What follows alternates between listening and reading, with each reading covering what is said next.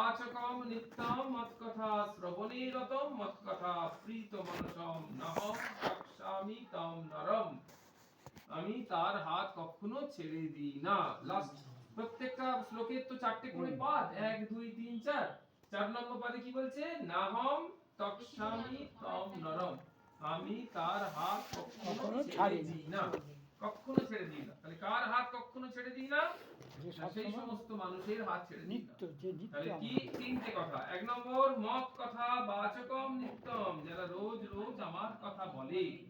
মত কথা শ্রবণে রতম, যারা আমার কথা নিত্য শ্রবণে রত থাকে তাদের।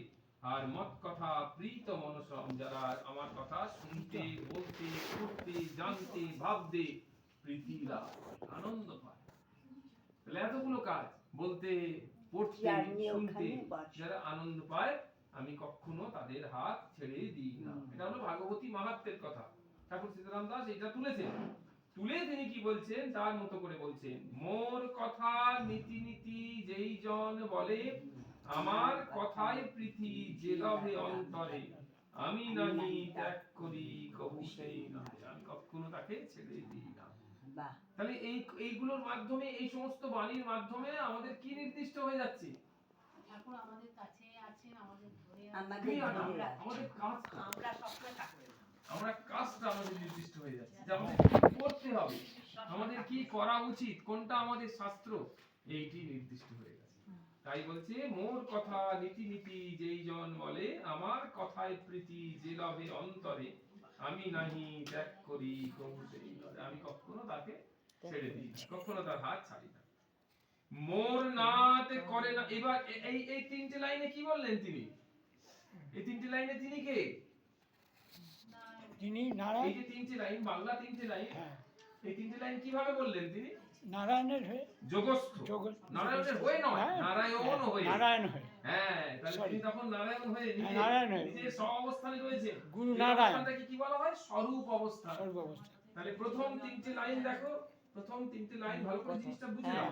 প্রথম তিনটে লাইন হচ্ছে স্বরূপ অবস্থান। তিনি নিজেই নারায়ণ, এই স্বরূপে অবস্থান করে বলছেন গুরু নারায়ণ। হ্যাঁ, তিনি নিজে অবস্থান প্রকাশ করছেন করে স্বরূপে। তাই তিনি এই কথা বললেন, আমি বলছেন, আমি। যেরকম ভগবান বলছেন, সর্বধর্মান পরিত্যাজ্য মাম একম শরণম। তাহলে এই কথাটা তুমি কাকে বলছেন? হ্যাঁ, আর তার পাশেই বলছে, তা কি সুন্দর করে, তমেব শরণম গচ্ছ সর্বভাবেন ভারত। তমেব শরণম গচ্ছ, তার প্রতি, তিনি তো ভগবান। এখানে বললেন তাকে শরণাগত হও। আর এক লাইনে বলছেন, সর্বধর্মান পরিত্যাজ্য মাম একম শরণম ব্রজ। একটাতে আমি, একটাতে তিনি। তাহলে এই যেটাতে আমি বলছেন, এইখানে তিনটি লাইন সেইটা। আর সীতারাম নিজে স্বরূপ অবস্থান করছে। এইবার তিনটি লাইনের পর থেকে আর স্বরূপে নেই, এবার বলছেন আমার নাথ। কি বলছে দেখো, মোর নাথ কারে নাহি করেন বর্জন। কাকে আমার নাথ বর্জন করেন না? তার লীলা কথা নিত্য যে করে কীর্তন। তার লীলা কথা নিত্য যে করে কীর্তন, আমার নাথ, আমার ঈশ্বর, তাকে কখনো বর্জন করেন না। তারেও আমার নাথ নাথে যে কখন, তাকেও আমার নাথ ত্যাগ করে না। কার কথা? তার কথা শ্রবণেতে রত যেই জন, ভগবানের কথা যিনি শ্রবণে রত থাকে। আর কার নাহি করে ত্যাগ দয়াময়, যে হয় কথায় তার প্রীতি অতি প্রীত অতিশয়। যে তার কথা শুনতে অত্যন্ত প্রীতি অনুভব করে।